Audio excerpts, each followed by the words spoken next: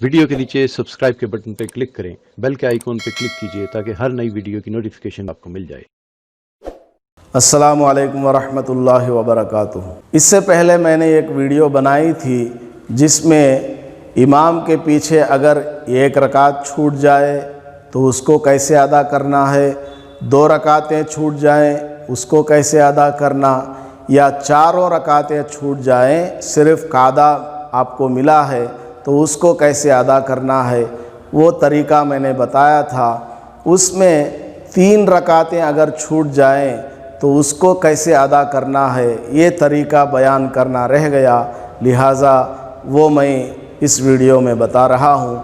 अगर इमाम के पीछे आपकी 3 रकातें रह गईं, यानी आपको सिर्फ़ मान लीजिए ज़ोहर की नमाज़ आप पढ़ने आए, आपको सिर्फ़ इमाम के साथ 1 रकात मिली है, शुरू की तीनों रकातें छूट गईं। अब आपको क्या करना है, इमाम साहब के सलाम फेरने के बाद आप सीधा खड़े होंगे।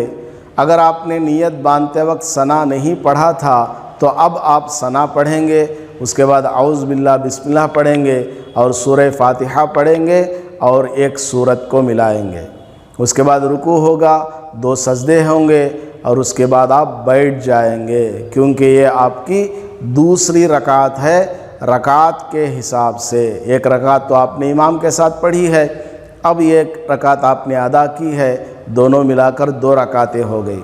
लिहाजा इसमें बैठ कर के आपको मुकम्मल अत्तहियात पढ़ना है।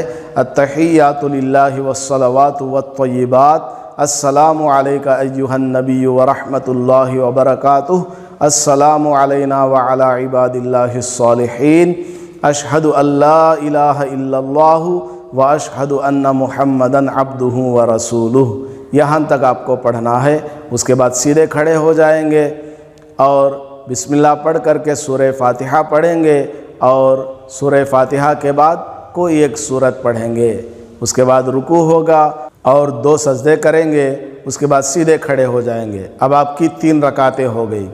अब ये आखिरी रकात आप पढ़ने जा रहे हैं, इसमें भी सीधा खड़े होते ही पहले बिस्मिल्लाहिर्रहमानिर्रहीम पढ़ेंगे, उसके बाद सिर्फ़ सूरह फातिहा पढ़ेंगे, क्योंकि आपने 2 रकातों में सूरह फातिहा के साथ सूरत को मिला लिया है और आपकी 3 रकातें मुकम्मल हो चुकी।